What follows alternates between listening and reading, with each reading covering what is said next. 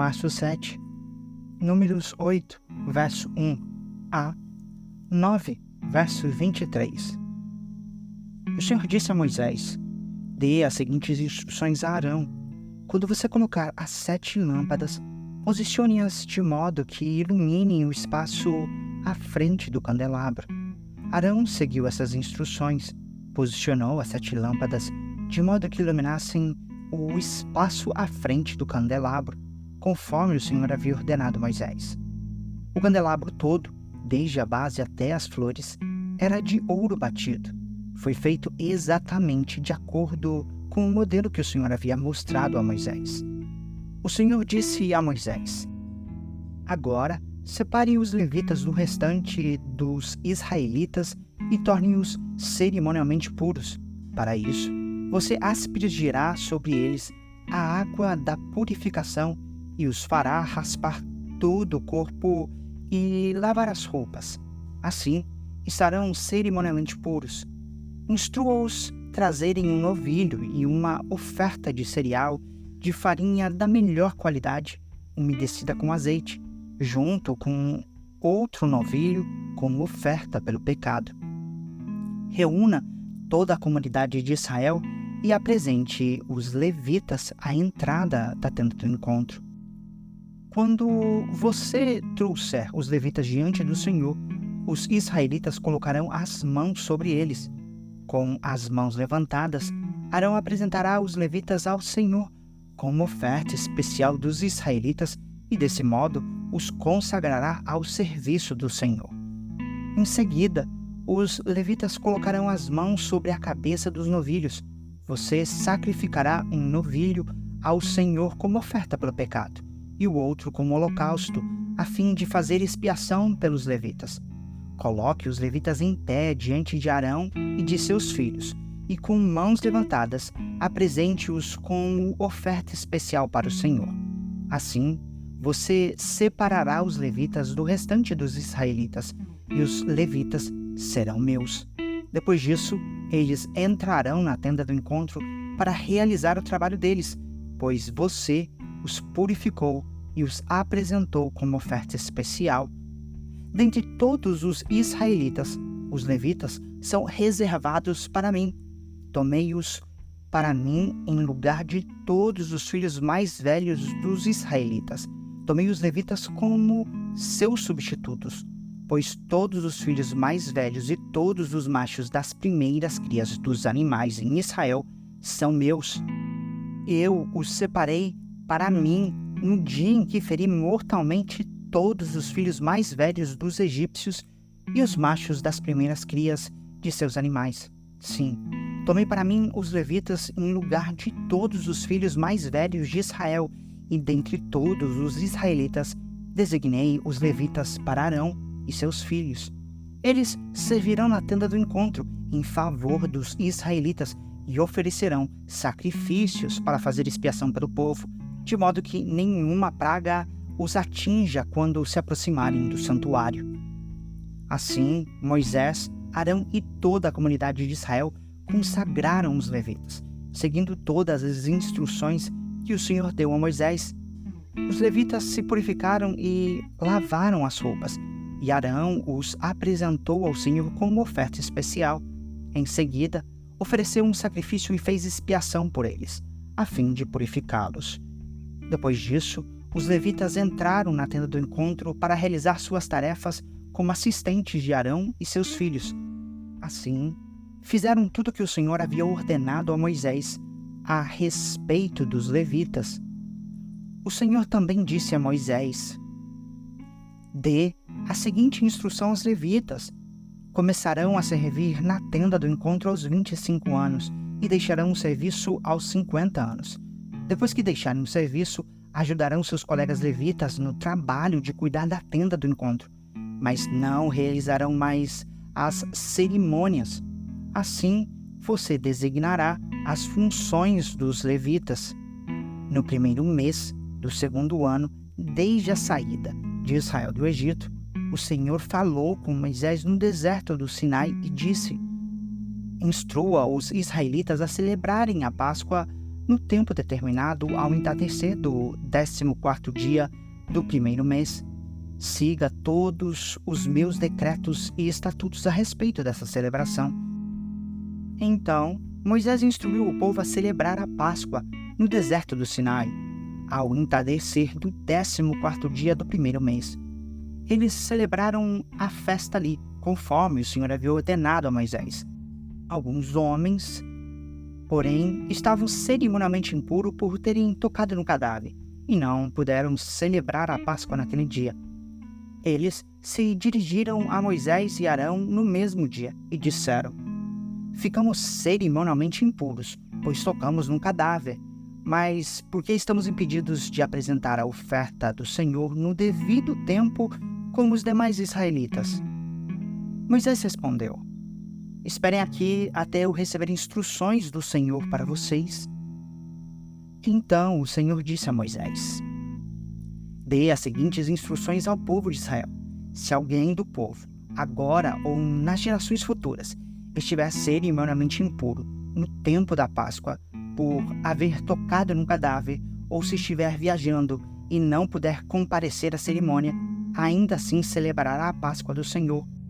Oferecerá um sacrifício de Páscoa um mês depois, ao entardecer do 14º dia do segundo mês.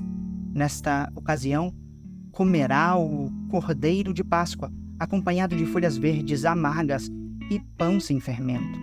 Não deixará sobrar coisa alguma do cordeiro até a manhã seguinte, e não quebrará osso algum do animal. Seguirá todos os decretos acerca da Páscoa. Aquele que estiver cerimonialmente puro e não estiver viajando, mas ainda assim não celebrar a Páscoa, será eliminado do meio do povo. Se não apresentar a oferta do Senhor no devido tempo, sofrerá as consequências de sua culpa. E se algum estrangeiro que vive entre vocês desejar celebrar a Páscoa do Senhor, deverá seguir os mesmos decretos. Esses decretos se aplicam tanto aos israelitas de nascimento como aos estrangeiros que vivem entre vocês. No dia em que foi armado o tabernáculo, a tenda da aliança, a nuvem o cobriu. Desde o entardecer até o amanhecer, a nuvem sobre o tabernáculo parecia uma coluna de fogo. Era assim que sempre acontecia. À noite, a nuvem que cobria o tabernáculo tinha aparência de fogo. Cada vez que a nuvem se elevava da tenda, o povo de Israel levantava acampamento e a seguia. No lugar onde a nuvem parava, eles acampavam. Assim, viajavam e acampavam por ordem do Senhor para onde ele os conduzia. Enquanto a nuvem estava sobre o tabernáculo, permaneciam acampados. Se a nuvem ficava sobre o tabernáculo por muito tempo, os israelitas permaneciam ali e cumpriam suas obrigações para com o Senhor. Às vezes, a nuvem permanecia apenas alguns dias sobre o tabernáculo, de modo que o povo também ficava apenas alguns dias, conforme o Senhor ordenava. Então, por ordem do Senhor, levantavam um acampamento e seguiam viagem. Às vezes, a nuvem parava apenas durante a noite e se elevava na manhã seguinte. Dia ou noite, porém, quando a nuvem se elevava, os israelitas levantavam o acampamento e seguiam viagem. Se a nuvem permanecia sobre o tabernáculo por 2 dias, 1 mês ou 1 ano, ficavam acampados e não seguiam viagem. Mas, assim que a nuvem se elevava, levantavam o acampamento e seguiam viagem. Com isso, acampavam por ordem do Senhor e viajavam por ordem do Senhor, e cumpriam tudo que o Senhor lhes ordenava por meio de Moisés. Marcos 13, versos 14 a 37. Chegará o dia em que vocês verão a terrível profanação, no lugar onde não deveria estar. Então, quem estiver na Judéia, fuja para os montes. Quem estiver na parte de cima da casa, não desça nem entre para pegar coisa alguma. Quem estiver no campo, não volte nem para pegar um manto. Que terríveis serão aqueles dias para as grávidas e para as mães que estiverem amamentando. Orem para que a fuga de vocês não aconteça no inverno, pois haverá mais angústia naqueles dias que em qualquer outra ocasião desde que Deus criou o mundo, e nunca mais haverá angústia tão grande. De fato, se o Senhor não tivesse limitado esse tempo, ninguém sobreviveria, mas por causa de seus escolhidos, ele limitou aqueles dias. Portanto, se alguém lhes disser: vejam, aqui está o Cristo, ou vejam, ali está ele, não acreditem, pois falsos cristos e falsos profetas surgirão e realizarão sinais e maravilhas a fim de enganar, se possível, até os escolhidos. Fiquem atentos. Eu os avisei a esse respeito de antemão. Naquele tempo, depois da angústia daqueles dias, o sol escurecerá, a lua não dará luz, as estrelas cairão do céu e os poderes dos céus serão abalados. Então todos verão o Filho do Homem vindo nas nuvens com grande poder e glória. Ele enviará seus anjos para reunir seus escolhidos de todas as partes do mundo, das extremidades da terra às extremidades do céu. Agora aprendam a lição da figueira. Quando surgem seus ramos e suas folhas começam a brotar, vocês sabem que o verão está próximo. Da mesma forma, quando virem todas essas coisas, saberão que o tempo está muito próximo, à porta. Eu lhes digo a verdade. Esta geração certamente não passará até que todas essas coisas tenham acontecido. O céu e a terra desaparecerão, mas as minhas palavras jamais desaparecerão. Contudo, ninguém sabe o dia nem a hora em que essas coisas acontecerão, nem mesmo os anjos no céu, nem o Filho. Somente o Pai sabe. E, uma vez que vocês não sabem quando virá esse tempo, vigiem, fiquem atentos. A vinda do Filho do Homem pode ser ilustrada pela história de um homem que partiu numa longa viagem. Quando saiu de casa, deu instruções a cada um de seus servos sobre o que fazer e disse ao porteiro que vigiasse, à espera de sua volta. Vocês também devem vigiar, pois não sabem quando o dono da casa voltará, à tarde, à meia-noite, de madrugada ou ao amanhecer. Que ele não os encontre dormindo quando chegar sem aviso. Eu lhes digo o que digo a todos: vigiem. Salmo 50, versos 1 a 23. Salmo de Asaf. O Senhor, o Deus poderoso, falou. Convocou toda a humanidade, desde onde o sol nasce até onde se põe. Do Monte Sião, lugar de perfeita beleza, Deus resplandece. Nosso Deus se aproxima e não está em silêncio. Fogo devora tudo em seu caminho e ao seu redor há uma grande tempestade. Ele convoca os céus em cima e a terra embaixo para testemunharem o julgamento de seu povo. Tragam aqui os que me são fiéis, os que fizeram comigo uma aliança de oferta de sacrifícios. Então, que os céus proclamem sua justiça, pois o próprio Deus será o juiz. Ó, meu povo, ouça o que direi. Estas são minhas acusações contra você, ó Israel. Eu sou Deus, o seu Deus. Não o reprovo por seus sacrifícios, nem pelos holocaustos que sempre oferecem.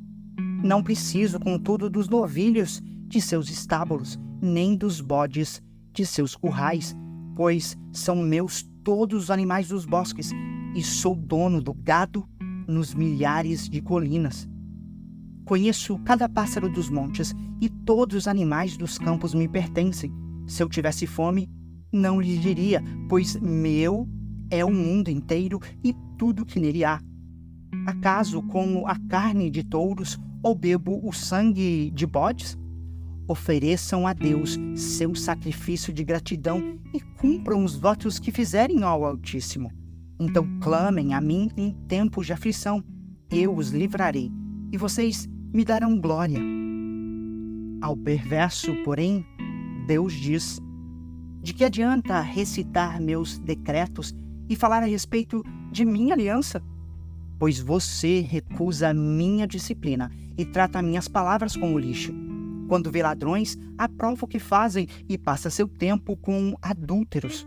Sua boca está cheia de maldade e sua língua repleta de mentiras. Vive a caluniar seu irmão, filho de sua própria mãe. Enquanto você assim agia, permaneci calado, e você pensou que éramos iguais. Agora, porém, o repreenderei. Contra você apresentarei minhas acusações. Pensem bem e arrependam-se, todos vocês que de mim se esquecem. Caso contrário, eu os despedaçarei e ninguém os ajudará. A gratidão, porém, é um sacrifício que de fato me honra. Se permanecerem em meus caminhos, eu lhes revelarei a salvação de Deus. Provérbios 10, versos 29 e 30. O caminho do Senhor é fortaleza para os íntegros, mas é destruição para os que praticam o mal. O justo jamais será abalado, mas os perversos serão removidos da terra.